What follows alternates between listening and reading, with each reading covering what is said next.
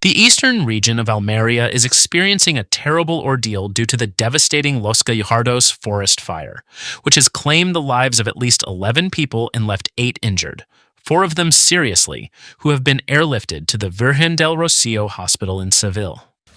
The death toll is still preliminary, and the regional government president, Juanma Moreno, has even expressed fears that there may be more fatalities.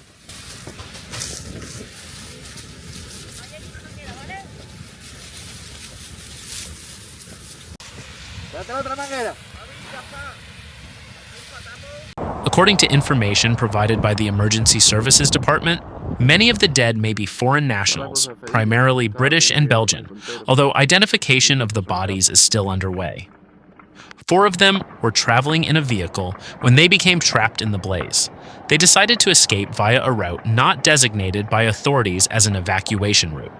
Another group of 9 people also attempted to escape on their own, and 7 of them are believed to have died after abandoning their vehicle and being engulfed in flames and smoke. According to Emergency Services Counselor Antonio Sanz, a Spanish national was also included in this second group.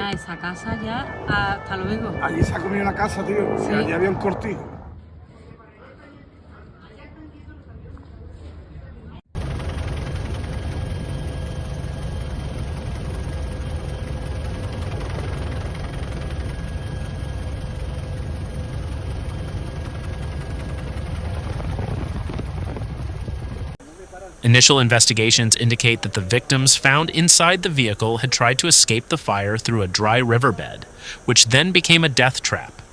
The vehicle was right-hand drive, suggesting they may have been British nationals. The emergency services have set up an information post in the town of Garrucha, where families of those suspected of being missing are being assisted, amid concerns that there may be more victims yet to be found.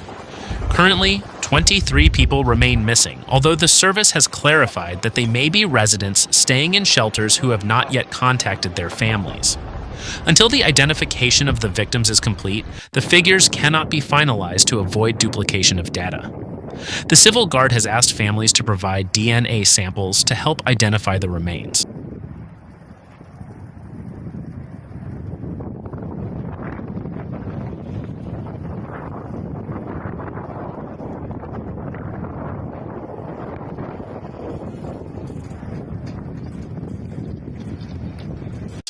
The Los Gallardos fire is now the deadliest fire ever recorded in Andalusia.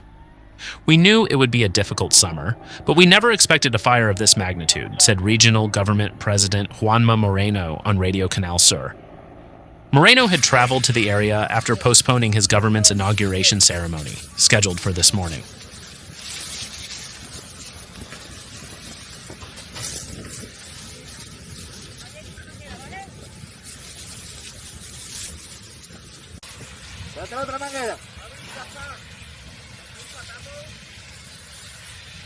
The terrain is rugged with numerous ravines and difficult access for heavy equipment. The weather forecast, which predicts southwesterly winds of up to 30 kilometers per hour, could hamper efforts to extinguish the fire, which is still under control. Furthermore, there are concerns that a change in wind direction could worsen the situation. Initially, it was a trench fire, as Antonio Sanz described it, but strong gusts of wind have transformed it into a highly complex blaze.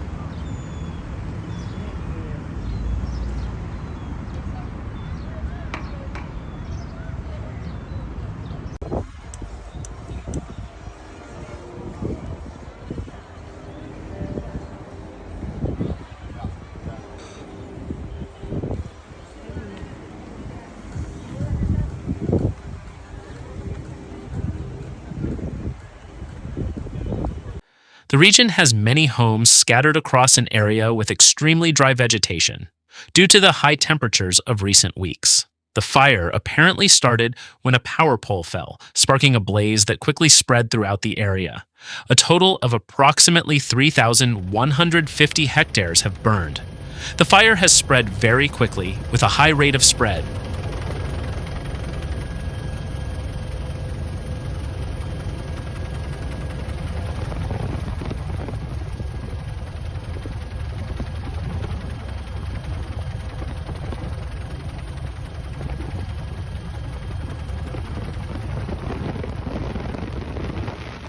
The fire is currently spreading on two sides. The right side is moving towards agricultural land.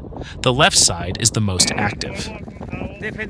All residents of Bedar, as well as those in the villages of Almocáizar, El Chocolate, Los Collados, Fuente del Albarico, Los Pinos, and La Serena, and the Miraflores tourist complex remain under quarantine or have been evacuated.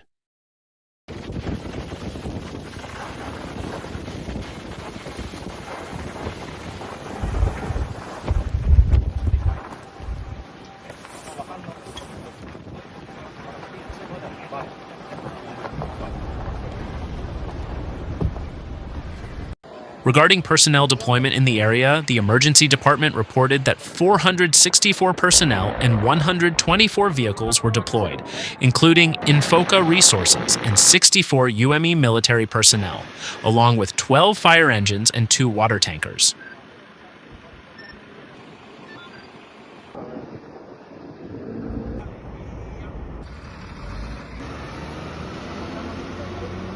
The mayor of Los Gallardos, Francisco Miguel Reyes, who was heavily affected by the incident, reported that several houses had burned in his area, particularly in the neighborhoods of Los Burgos, Almocáizar, and Los Vallartas.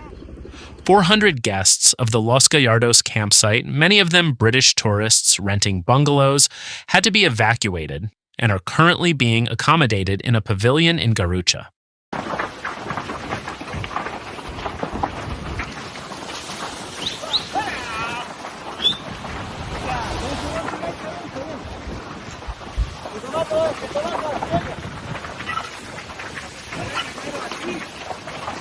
Ya la ha dado.